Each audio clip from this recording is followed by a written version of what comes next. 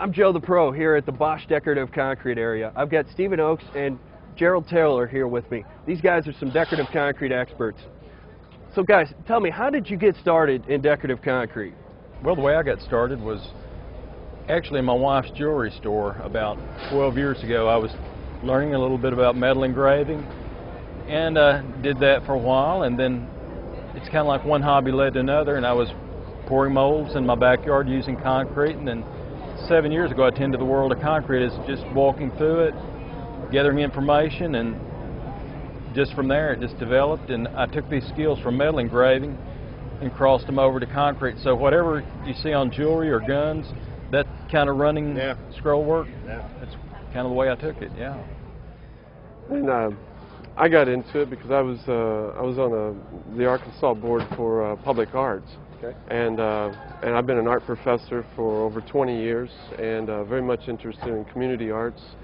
Gerald had called me and asking for assistance in some design work, site-specific design work, and we just started working together there.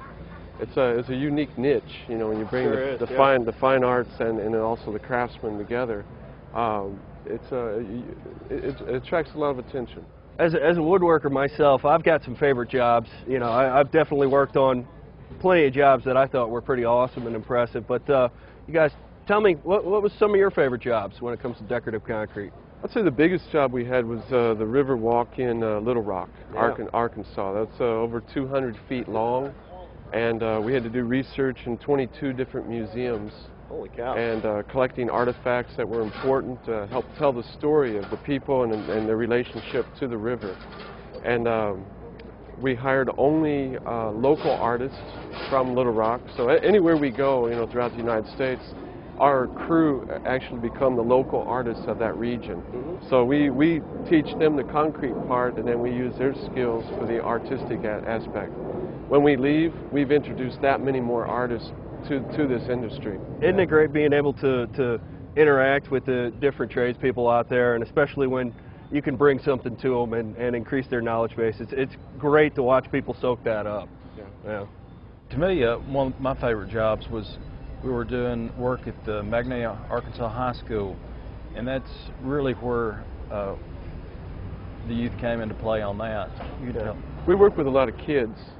We involve the kids, find out what's important to them, their area, their school, their values, and we make it visible for them, lay it out, and express who they are and what's important to them through the design.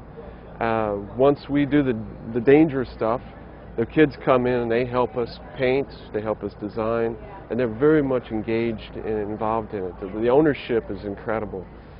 Great. So we've worked with 5th graders, 6th graders, all the way up to high school and grad students, and so they're intimidated the first day, and they take charge the second day. Well, speaking of design, why don't you tell me about what you guys are doing here today? We were invited by Bosch to do a piece here at the show, demonstrating as many tools as we could. And when I found out that the Going the Distance was kind of the theme for the 125th anniversary, I started doing a lot of research on the origin of the company, finding out where they're from, what they've done. And going the distance, kind of the mountains in the background, and these blades running down the mountain. And as they come down the mountain, they're slicing through and cutting through the various materials that these blades are designed for. Well, guys, thanks a lot for your time. I mean, incredible work, and thank you very much. I'm sure I don't have to tell you, but great results. You know, keep up the good work. Thank you very much.